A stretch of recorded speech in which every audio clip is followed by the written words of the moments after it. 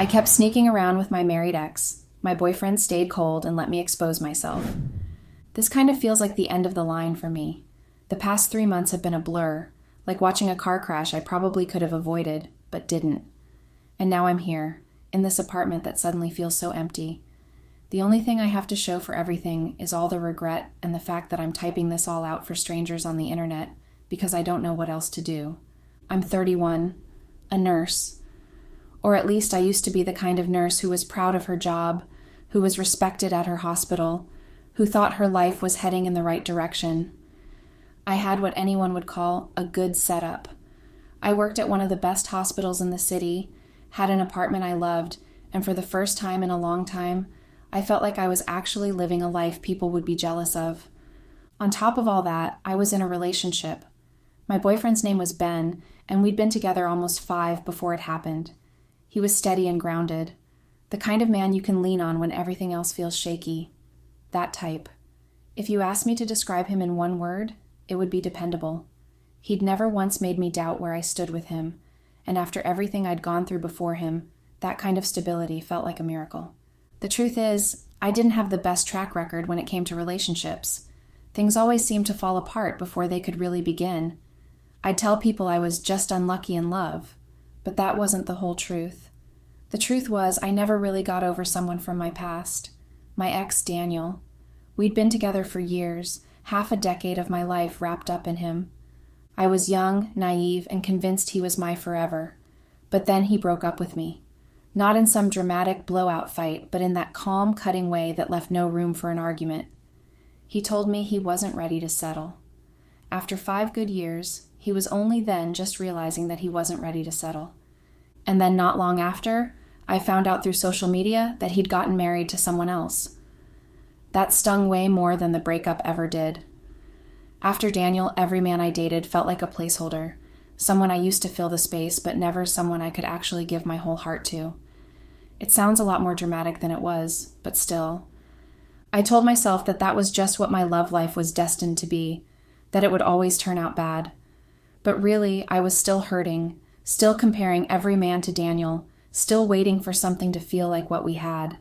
And then I met Ben, and things changed. I met him at a coffee shop I used to stop at after my shifts, and what started as casual small talk over lattes turned into long conversations, and before I knew it, dates. He didn't try to impress me, he just showed up. Consistently, quietly, and in a way that made me feel safe in a way I hadn't in years. When Ben asked me to be his girlfriend, I said yes without hesitation, because, for the first time since Daniel, I wasn't scared that it was all going to crash and burn. I wasn't second-guessing myself or waiting for the other shoe to drop. I thought maybe this was what real love was supposed to look like, less fireworks and crazy passion and more warmth and stability. He made me believe that something wasn't wrong with me, that I could move on, that I could actually have a stable, happy relationship like everyone else. And for years, I really did. Our relationship wasn't perfect, but it was good, solid. We built a life together that I was proud of, and for a long time I thought that was enough. He was everything I wasn't. He was calm and patient where I was fiery and a bit impulsive. He gave me balance, or at least I thought so in the beginning. For a long time I convinced myself I needed someone like him, someone who could anchor me. But then I started to feel like he'd held me down in one place for too long. I got a bit restless. Life with Ben was safe, steady, predictable, maybe too predictable, a bit boring. We fell into a rhythm that looked good on paper but felt suffocating in reality. Wake up, do it again, wake up, do it again. It wasn't bad, none of it was bad. But it also wasn't exciting, and I couldn't shake the thought that I was starting to feel stuck, like my life had flattened into this endless loop that I couldn't get out of. I tried to shake it off at first, told myself it was just stress, just exhaustion from the hospital, that anyone would feel drained after so many 12-hour shifts. But deep down, I knew it was more than that. I was bored and tired of it all. It was the kind of thing that makes you look at the person across from you and wonder if maybe you'd made a mistake, even when you know they've done nothing wrong. I even started to pick fights, little ones, stupid ones. I'd nag him about leaving a glass on the counter, or about how he always bought the same groceries every week. I'd push him on things that didn't matter, all because I wanted something, anything, to break the monotony. I thought maybe if we argued, if we had that fire, it would mean there was still passion between us, that maybe the fights would turn into makeups and the spark would come back. But Ben, he wasn't built for that. He was such a peacemaker, always so calm, always so collected. He'd apologize before I even finished my rant, or worse, he'd just let me win. And that only made me angrier. I didn't want to win. I wasn't even sure what I wanted most days. I just knew that it wasn't what he was giving me anymore. And then the fight that started it all wasn't even one I planned. It wasn't a calculated attempt to stir things up or test him. It was something small, stupid, the kind of argument couples are supposed to brush off within minutes. But instead, it snowballed. It was honestly the kind of dumb argument couples have when they've been living on top of each other for too long. He said I was always on my phone. I shot back that he was too clingy. Petty, nothing special, except that with us, it just got worse. He stayed calm through it all, which only made it worse. It felt like I was a child throwing a tantrum while he stood above it all, unbothered. I hated it.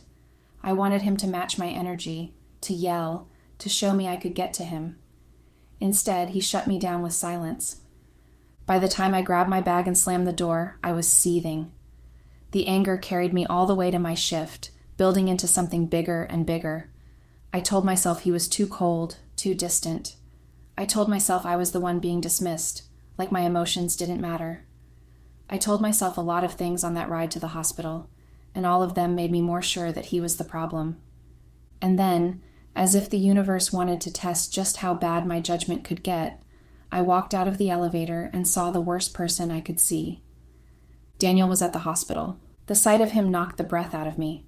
I'd heard whispers here and there that he was coming back to work there, that he'd be transferring in after a few years overseas, but hearing about it and actually seeing him were two completely different things. He was there talking to another doctor like no time had passed at all, older, maybe a little more worn down, but still with that same easy confidence I used to love. Daniel wasn't just my ex. He was my longest, most serious, most devastating relationship. He was the man I once thought I'd marry. We talked about futures, kids, houses, all of it. Him leaving broke something in me that never fully healed. And now here he was, standing a few feet away like he hadn't been the one to burn my life down before, and instead of feeling the anger I should have felt, I felt something worse. Maybe it was because I was so upset with Ben, or so in need of something different, but I felt drawn to him. We had to work with each other that night. It was so awkward at first because we just pretended like nothing was wrong, but after a few hours we kind of fell into step, slipped back into an old rhythm. The ease between us was undeniable, and it both scared and excited me. When I went home that night, I didn't tell Ben a thing, or in the months that followed as we worked with each other. I tried to bury it, to pretend like I didn't feel anything at all each time I saw him, but it was a lie, and eventually it crept up anyway. With him there, all the anger and irritation I felt for Ben kind of fizzled out. I was consumed by something else, something that I shouldn't have been, but I also couldn't stop. Something for Daniel, and it burned hotter than anything I'd felt in years, and it wasn't just in my head. There was something in the way he looked at me, in the way his presence lingered, in the way our bodies seemed to find excuses to touch and get too close. Cozying up to your ex, your married ex, was probably the stupidest thing an A girl could do. I knew that. And yet, every shift we spent side by side, it felt less like two colleagues and more like two people circling something inevitable and familiar. The truth is that I should have remembered.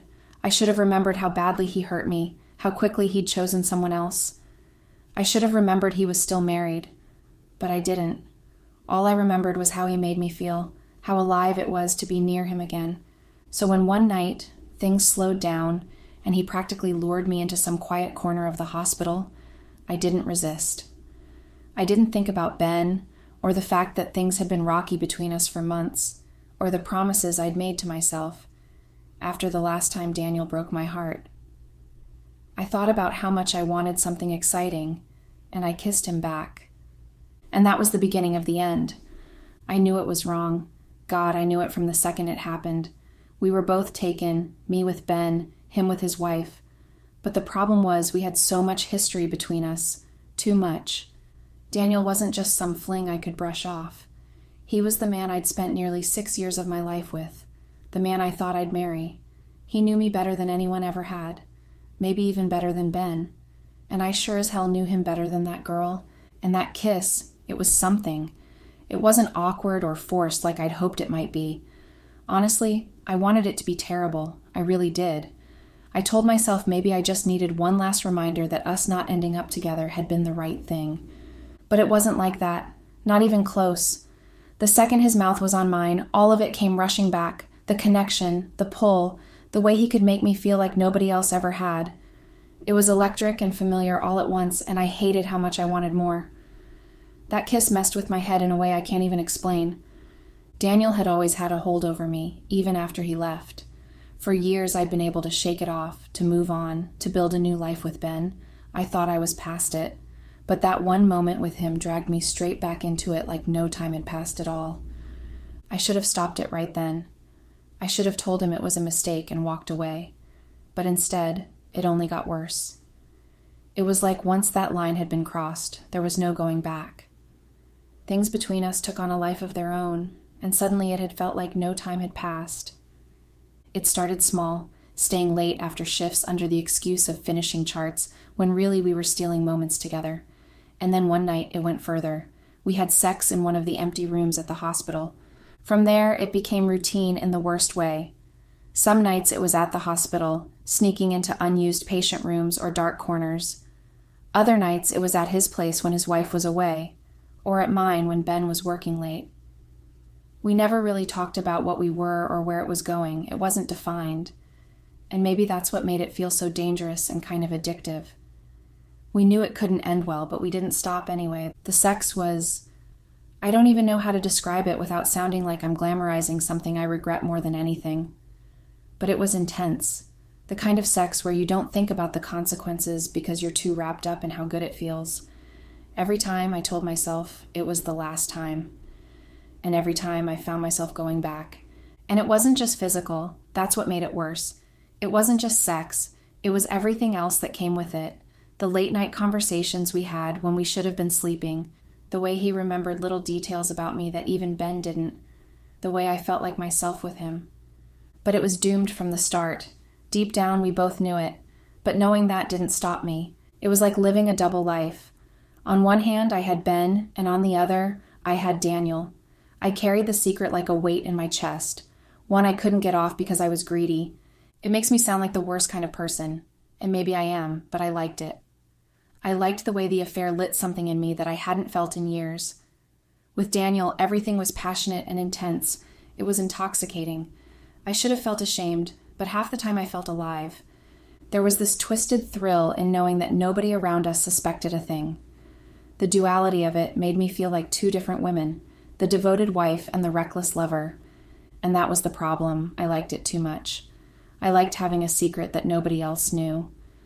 My life, which had started to feel like a never-ending cycle of long shifts and quiet nights, suddenly had a spark again.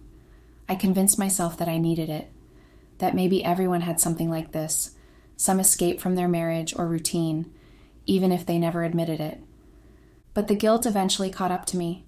It always does. At first, it was just little things. Lying in bed next to Ben and realizing I smelled faintly of Daniel's cologne. Flinching every time Ben asked me how my day went, terrified that he knew something. The guilt became harder to ignore. More than that, there were too many close calls. A nurse walked in on us once when Daniel had cornered me in an empty office.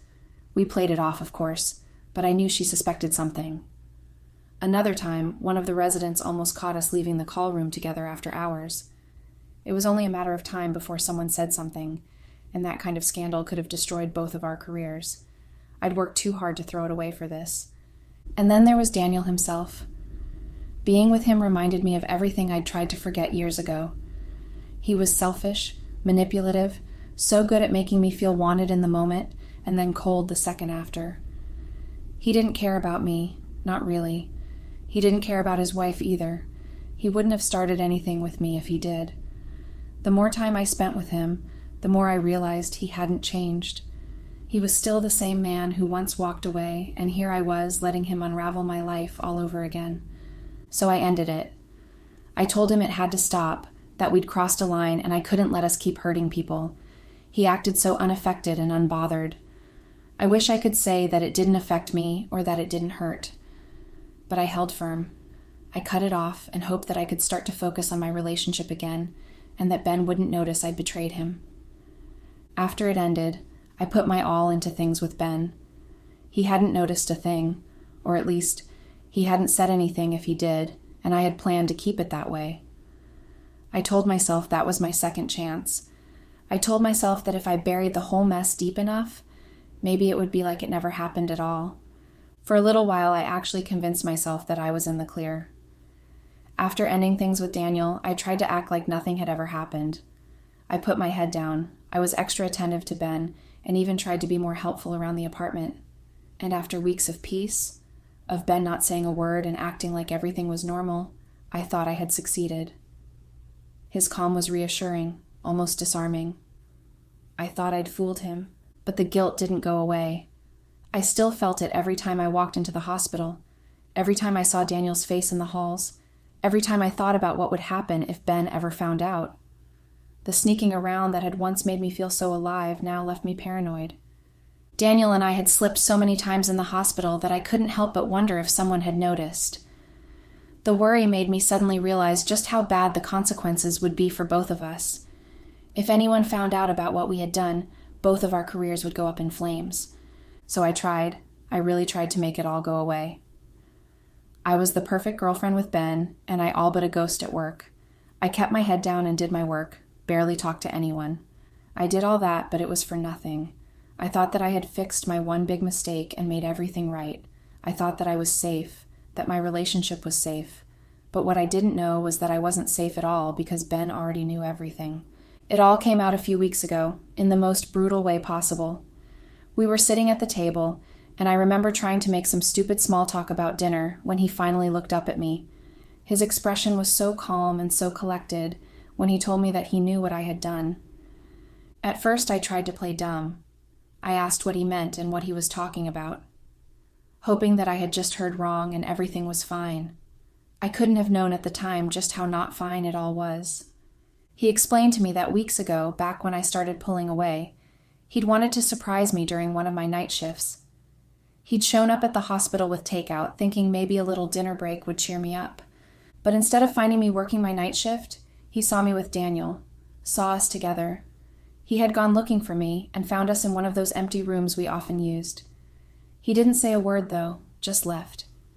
And then he didn't say anything at home either. He said he hadn't confronted me then because he didn't need to. He already knew I would destroy myself. That was who I was. And then he pulled out his phone. He had a video. My heart almost fell out of my chest as he pressed play. He hadn't just seen us, he had recorded it, knowing full well what it would mean for Daniel and I. The hospital had a zero-tolerance policy for fraternization, and it was even worse because Daniel wasn't just some random coworker, he was a senior doctor. And I was a nurse. The power imbalance alone was a career-ending scandal. He didn't have to yell, didn't have to chase me down, didn't have to beg for honesty or respect or anything. He just waited, and I exposed myself exactly the way he knew I would. I broke down, begged him to delete it, begged him to forgive me, but he wasn't having it. He told me he wasn't surprised when I'd come crawling back, that he knew Daniel was a terrible man, that he'd never cared about me, and that whatever spark I thought we had was going to fizzle out. He told me he'd been patient, because in the end he knew Daniel would use me and leave me, and I'd be left with nothing, just like before. And he was right. The fallout was worse than I ever could have imagined. A week later, I was called into HR. My stomach dropped the second I walked in and saw Daniel already sitting there. The look on his face told me everything. They laid it out plainly. An anonymous tip had been submitted with video evidence of my inappropriate conduct with a supervising doctor. The words hurt a lot. I had worked at that hospital for years, built my whole identity around being a nurse, and now I was reduced to a scandal in a folder. They didn't need to yell. They just told me to pack my things and leave. Walking out of that hospital was the most humiliating moment of my life. Colleagues I'd known for years stared, whispered, refused to meet my eyes. Everything I'd worked for gone just like that. And I knew, without a shadow of a doubt, that Ben had been behind the anonymous tip. It was too soon, too obvious to come from anywhere else. I could picture him submitting it calmly, maybe even smiling, knowing exactly how this would play out. And it wasn't just my job. When I got to the apartment that night, there were divorce papers waiting for me on the table. No note, no explanation, just the end of everything. Now I'm sitting here trying to piece together the wreckage that is now my life. Ben hasn't answered a single call or text. My friends won't even return messages. I'm a walking embarrassment and PR hell for hospitals looking to hire. I don't know if I'll ever get a job like the one I had. I thought I was chasing excitement, chasing passion, chasing something I'd been missing. But all I did was burn my entire life to the ground. 5 years together, gone. My career gone. My dignity gone. And for what? For a few weeks of sneaking around with a man who never even loved me and who married someone else the second he got that chance. I don't even know how to come back from this. I don't know if I can. All I keep asking myself is how I let it all get this far, this bad, and if Ben would ever even look at me again if I tried. Is my life really over just like that?